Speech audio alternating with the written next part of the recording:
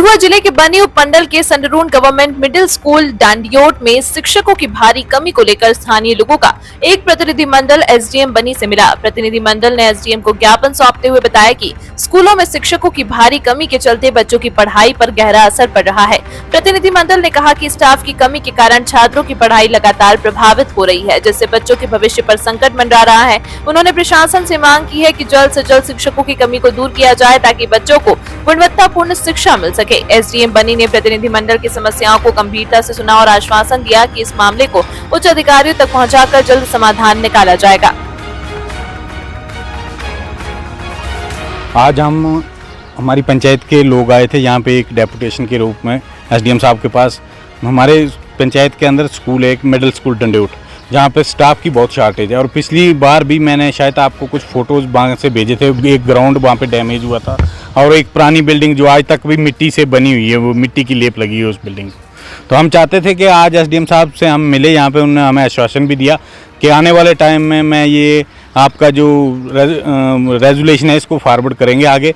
और हमें उम्मीद है एसडीएम साहब से कि शायद हमें एक दो मास्टर मिल जाए वहाँ पे। यहाँ पे स्कूल कितनी स्ट्रेंथ है बच्चों की स्ट्रेंथ है, मुझे लगता है 75 से 80 के आसपास हैं, इतने बच्चे हैं। और स्टाफ वहाँ पे 3 बंदे हैं, एक रेबरे खेल टीचर है तो 2 जर्नल लाइन टीचर हैं, तो बाकी 3 पोस्टें वेकेंट हैं। तो मैं चाहता हूं कि वो बाकी वाली पोस्टें भी फिलअप हों। इतने दूर दराज इलाके का हमारा वो स्कूल है और उसी स्कूल से वहाँ से जहाँ बनी आना हो तो मुझे लगता है कि 8-10 किलोमीटर आना पड़ता है। मेरा नाम अंकुश शर्मा है, तो मैं डंडौट का हूँ। तो हमारा जो मसला ये स्कूल का है, जो जीएमएस डंडौट है, वहाँ पे बच्चों की स्ट्रेंथ जो है वो 75 to 80 के बीच है। और वहाँ पे जो टीचर है हमारे, वहाँ पे 6 पोस्टें हैं, जिसमें 3 टीचर है, जिसमें एक है रेबरा खेल की और 2 टीचर है जनरल लाइन की।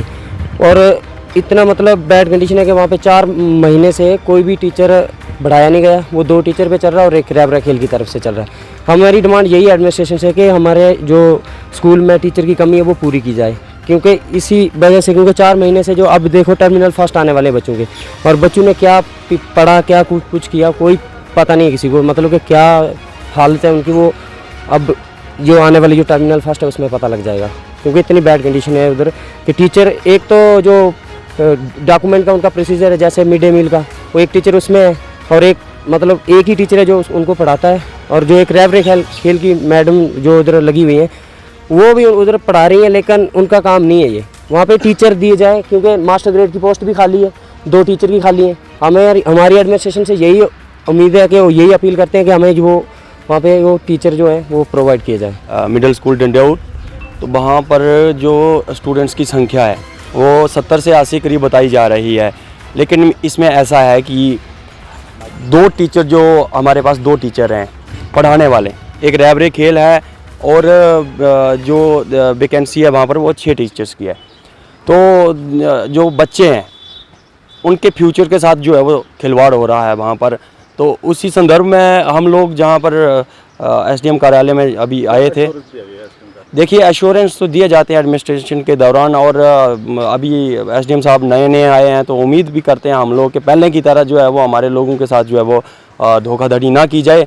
और जिस हिसाब से लगता है कि एसडीएम साहब जो है वो इसका संज्ञान लेंगे और आने वाले समय में सिर्फ पंचायत संडरून के डंडियोट स्कूल की बात नहीं है, आप जगह जगह देख लीजिए, चाहे वो हमारा प्राइमरी स्कूल बाड़ी है या कहीं दूर दराज इलाके डंडी गुट्टू या कोई भी स्कूल देख लीजिए, हमारे पास स्टाफ कंप्लीट नहीं है। ठीक है, हम जानते हैं कि पिछले कुछ सालों में क्या हुआ है कि स्टूडेंट्स इसकी टीचर्स की शॉर्टेज बढ़ी हुई है। हाँ, जो नई रिक्रूटमेंट है वो भी बंद हो रखी है। और जो गवर्नमेंट की से जब पूछा जाता है तो गवर्नमेंट का साफ तौर पर कहना होता है कि हमारे पास वैकेंसी नहीं है, और वैकेंसी नहीं है तो टीचरों की जो वैकेंसीज है उसको फ्रीज कर दिया गया, जॉब्स को फ्रीज कर दिया गया। मैं पूछता हूँ उन लोगों से, मैं सरकार से पूछना चाहता हूँ, और आज आपके माध्यम से मैं मैडम इट्टू से पूछना चाहता हूँ कि अगर आपके पास वैकेंसी नहीं है तो वो टीचर कहाँ पे हैं?